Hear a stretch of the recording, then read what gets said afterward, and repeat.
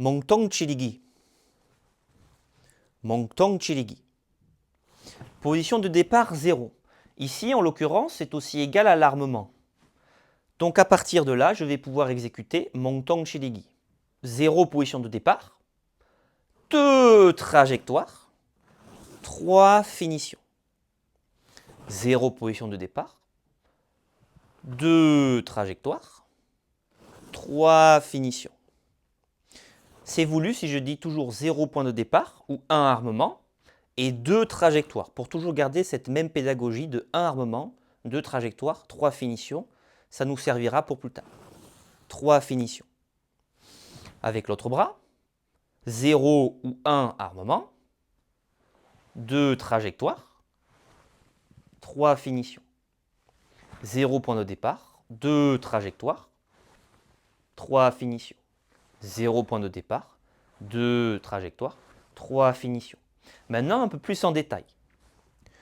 L'étape numéro 1, l'armement, est déjà situé ici. Le point de départ est le même. Pour l'étape numéro 2, je glisse le long du corps jusqu'à l'extrémité parfaite de mon coude. Tant que mon coude touche le corps, je glisse. Si je suis trop au-delà, je suis allé trop loin. Donc, je dois toujours être au niveau de mon corps. Pareil ici sur le visuel sur le côté. 1 point de départ, 0 point de départ ou un armement. Je glisse jusqu'à l'extrémité de mon coude. Et 3, j'active la finition. En l'occurrence ici, encore une fois, vous l'avez compris, la finition pour les bras, c'est la rotation. 0, 2 trajectoires, 3 finitions. Maintenant, 2 et 3 doivent se faire le plus fluide possible, comme vous l'avez appris dans Ale, Monton et Ogulmaki. 2, 3. Le point de passage me sert de repère dans l'espace pour savoir à quel moment, quand je commence le taekwondo, je dois tourner. 2. 0, 2, 3. Et je travaille de manière fluide. L'autre côté, 0, 2, 3. 0 point de départ, 2, 3. 0 point de départ, 2, 3. L'autre côté, 2, 3. 0, glisser, finition. 0, glisser, rotation.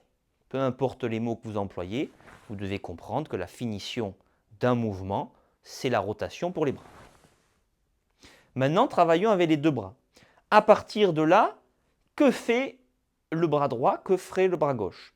Ici, mon bras droit va faire l'inverse de ce qu'on vient d'apprendre. Donc, d'abord venir ici toucher le coude de manière linéaire. Quand l'extrémité de mon coude touche le corps, c'est mon signal, mon point de départ pour la rotation et le coup de coude vers l'arrière. C'est exactement la même chose que pour ce qu'on a appris dans les blocages de base. Ensuite, ici, je viens tendre, donc glisser, et ensuite finition. Pareil ici, je recommence avec celui-là. Un coup de coude vers l'arrière, doucement, et 2, finition. Glisser, rotation. Glisser, rotation. Glisser, rotation. Glisser, rotation dans l'autre sens. Maintenant, il faut synchroniser tout ça. Quand je viens ici avec le coup de coude vers l'arrière, en même temps, j'active le glissement de l'autre avant-bras. Ici, point. Si vous ouvrez cette main et cette main, les deux majeurs doivent se toucher. D'accord? Que vous soyez comme ça par les doigts de dessus ou par les doigts de l'intérieur, peu importe. En tout cas, vous devez toucher les majeurs. Pourquoi cela? Car on vient toujours frapper le plexus. Le plexus, si on met les deux points, ou ici un peu plus précisément les deux extrémités des majeurs, crée un triangle épaule-épaule et le bout des doigts. À partir de là, je ferme et je peux travailler ma coordination. Donc ici, 1, glisser et la rotation. Point de départ ici, on est déjà armé. L'armement de mon coup de coude, finalement, c'est ici, donc c'est mon point de départ de coup de coude. Et ici, le point, il est déjà armé, donc je peux frapper. Encore une fois, en même temps. 2 trajectoires, 3 finitions. 0 point de départ, 2 trajectoires, 3 finitions. 0 point de départ, 2 trajectoires, 3 finitions. Il sera important maintenant de comprendre que c'est le coup de coude qui est activé un petit peu en amont, toujours en anticipation pour éviter d'avoir une mauvaise gestuelle, vous voyez, de désynchronisation après du haut du corps. On y reviendra un peu plus en détail plus tard, mais pensez-y maintenant que vous avez appris les 3 blocages de base et le coup de poing de base. Toujours le coude en premier.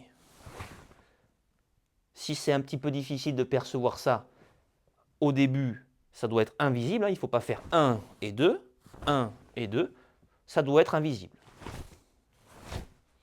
Donc si c'est difficile pour vous de le percevoir, gardez quand même à l'idée que avant de savoir faire une petite anticipation du coude vers l'arrière, il faut travailler en synchronisation parfaite avec les 2 bras.